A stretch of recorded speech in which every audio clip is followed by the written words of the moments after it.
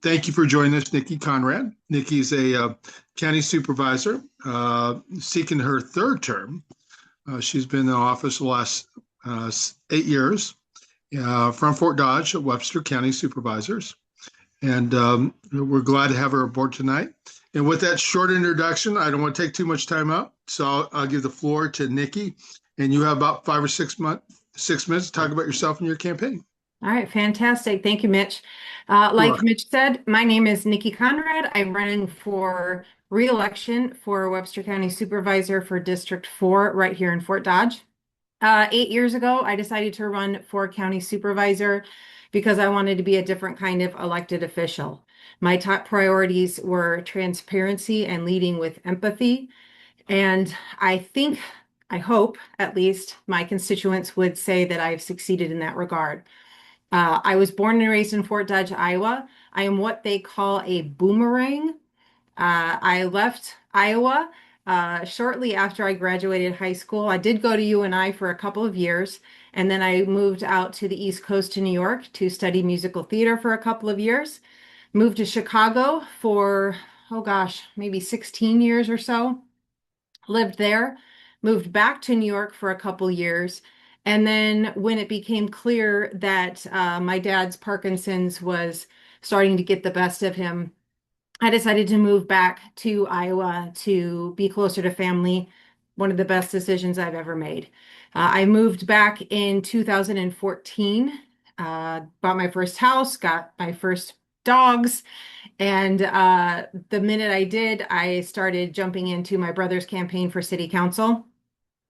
Thought that was fantastic, really enjoyed that. Moved shortly after that to campaign manager for a supervisor here in town. He run that campaign, and then a few short months later decided to embark on my own campaign. I ran against a popular incumbent, and with a lot of hard work, won that election. During that campaign cycle, my dad did pass away, but I was able to spend a good portion of that time with him before he did, and I'm very grateful for that. Since being elected to office, like I said, one of my primary uh, goals was transparency and still is. Since being in office, we have not only opened up our meetings to the public in regards to in person, but we also conduct meetings online. And there was some conversation about no longer doing that after COVID, but I was adamant for continuing to do that, recording the conversations, recording all of our meetings and posting them not only on our website, but also on our Facebook and social media pages so that folks who weren't able to attend were able to see and our decisions that we made. It's very important to me to be present in the community, to be someone who doesn't just make decisions on high, so to speak, but who is there with folks in our communities, talking about the issues that they're important to them, and really making sure that they understand the whys behind the decisions. I think oftentimes, at least here in Webster County, we hold our meetings and vote on things without a whole lot of discussion. And I think it's important, particularly when there is a contentious vote, to go into a lot of detail as to why the decision is being made, which is something that I do quite a lot of. Um, like Mitch said, I have been in office for 2 terms. I have decided to run for re-election for my third term here. So far, I am unopposed, running unopposed, so I do not have a primary challenger or a general election challenger at this time. But I am still committed to making sure I don't take anything for granted whatsoever and am going to be campaigning as if I still have an opponent because I think it's important for folks to see and hear from their county supervisor. So I know that's only about 4 minutes, Mitch, but hopefully that does the Well, trick. Yeah. thank you, Niki. I appreciate that. Yep. So thank you very much. You did a great job. And I love your artwork behind you too. Uh, Oh, and, thanks. and with that, I'm going to give it to Patrick. And Patrick's the chair of our election endorsement committee. They'll ask you two or three questions. If you give us short answers, we'll get a third question. If they're a little long, we'll just do two. So, Patrick, the floor is yours. Thank you, Mitch. Thank you, Ms. Conrad, for joining us this evening. Thank you. So, as you know, as part of this vetting process for the endorsement, we provided you with a questionnaire. You provided answers. We took it back and our committee reviewed it, and we have 2 or 3 questions we'd like to ask you. Okay. So the first question was question number 7, which asked how you would increase citizen involvement in county government. Your answer detailed your efforts to increase transparency in county government through weekly live streams, biweekly columns, and so forth. While these efforts help to keep citizens informed, they may or may not get them actively involved. So please now tell us how we can get citizens actively involved in county government.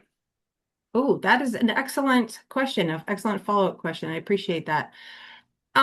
One of the things that I think is incredibly important in reaching out to folks, particularly about county government, and especially in my role as the only female county supervisor, is making sure that when we do inform people about what's happening in local government, that we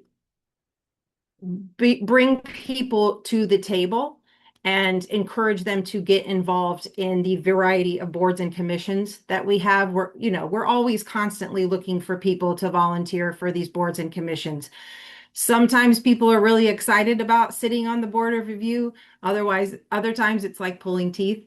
But I frequently, when there's somebody who in the community who really has shown a passion for one thing or another, or they're skilled in certain ways, I do very much encourage them to step up and apply for different boards and commissions and get involved in that way. We also, as part of a partnership with the Greater Fort Dodge Growth Alliance, which is both, it serves both as our economic development arm and also our Convention and Visitors Bureau and our in that regard, they have this program called Leadership Fort Dodge. They have two branches of it. One is an adult leadership, and then they've just started doing junior leadership.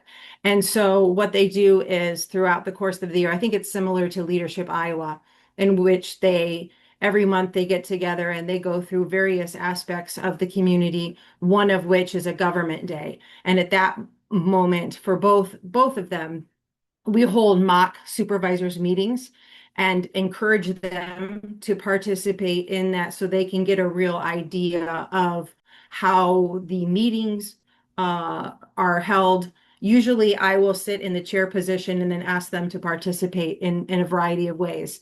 And at that point, we encourage them to get involved as much as possible, come to meetings, make sure that they are involved in, like I said, the different boards and commissions that we have available.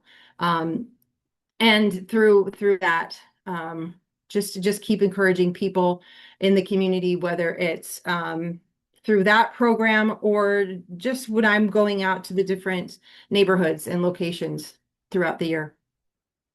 Hopefully that helps a little bit, Patrick. Yes, it does. Thank you very much. You bet. So the next question is question 9, and it asked if you support county government providing opportunities for residents to receive food assistance. You answered yes, and that we, quote, need to fill these gaps, unquote. So please tell us now, 1, if there is anything already in place for this, and 2, what specific programs you would support. Oh, goodness.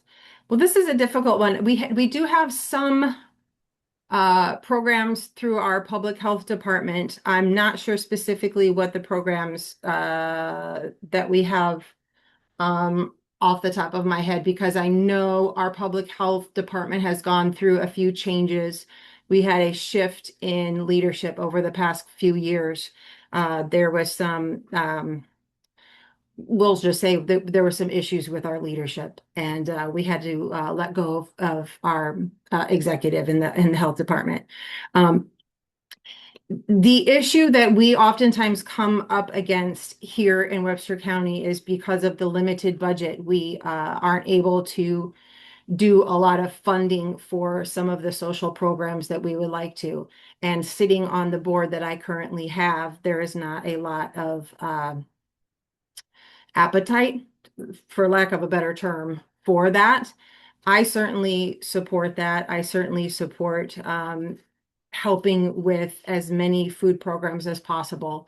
Um, the way that I would like to see it personally, if I could get all the votes, were to fund programs in our community such as the Upper Des Moines opportunity.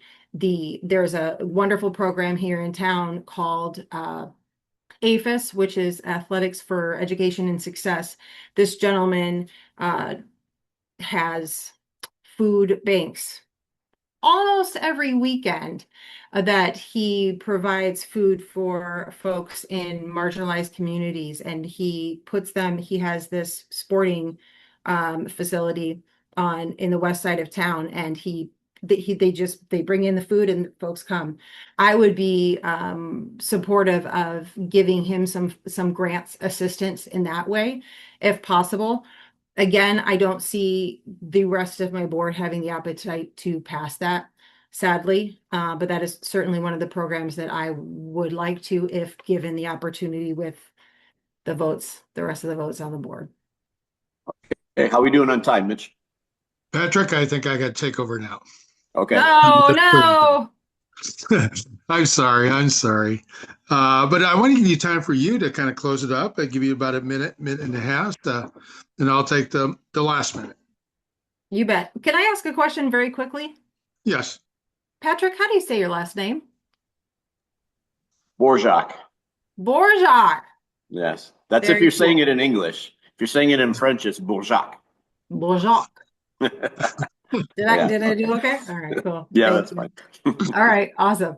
Well, I just really appreciate you giving me the opportunity to introduce myself to the Iowa Unity Coalition at this time. I really appreciate all that you do around the state. I've logged on to a few of your meetings, and you guys look like you have a good time while you're doing good things around the state. I know a few of your members, and they speak very highly of all the things that you accomplish. And I am just honored to have the ability to, at the very least, speak with you and be considered for this. So I sincerely appreciate you ask wonderful, wonderful questions. I did want to mention one thing, though, because I looked into it. The first question, do you support or oppose paying public workers, including seasonal, a living wage of at least $20 an hour? This was one of them that stuck in my craw because I was worried that we don't do that at the county. And so I asked our head of HR, do we not pay people $20 an hour? And he told me back that 15 of our employees are paid under $20. So I will be looking into that a little more. Well, thank you very much. That's disturbing. So yeah. Because that was the third question. Oh, well, hey. So Win-win. we saved you on that one. Yeah, hey.